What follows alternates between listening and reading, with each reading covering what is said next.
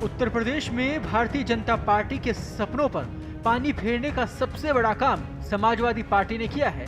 Counting अभी चल रही है। फाइनल रिजल्ट आने में अभी कई घंटे लगेंगे, पर अभी तक जो स्थिति साफ हुई है उससे यही लगता है कि बीजेपी को बहुत बड़ा नुकसान होता दिख रहा है।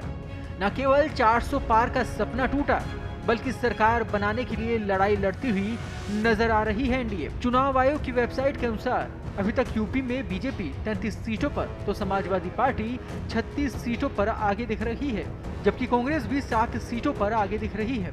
इस तरह स्पष्ट होता है कि अभी एनडीए से आगे इंडिया गुट दिख रहा है।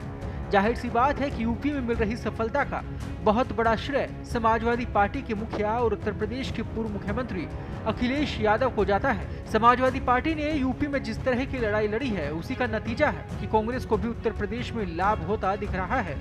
माना जा रहा है कि उत्तर प्रदेश में बीजेपी के काम खराब होने के ये कारण रहे हैं। पहले कारण की बात करें तो मायावती के कैंडिडेट्स ने खेल बिगाड़ा है। आमतौर पर बीएसपी को विपक्ष भाजपा की बी टीम कहकर टारगेट करता रहा है, पर कहानी इस बार कुछ और ही चल रही थी। पश्चिम से पूर्व तक मायावती ने ऐसे कैंडिडेट खड़े किए जो कि एनडीए कैंडिडेट्स को ही नुकसान पहुंचा रहे थे।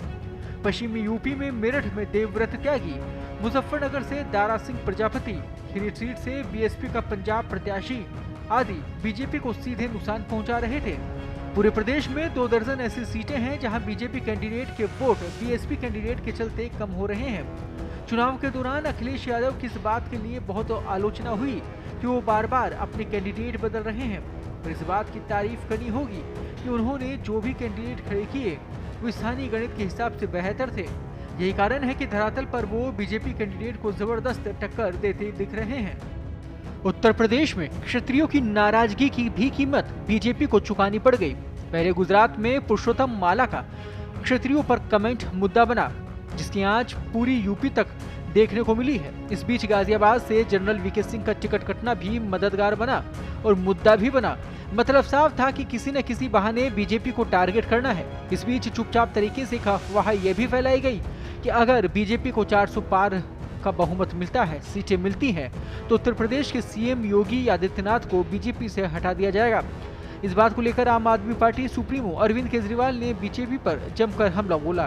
किसी भी हालत में बीजेपी को वोट नहीं देना है।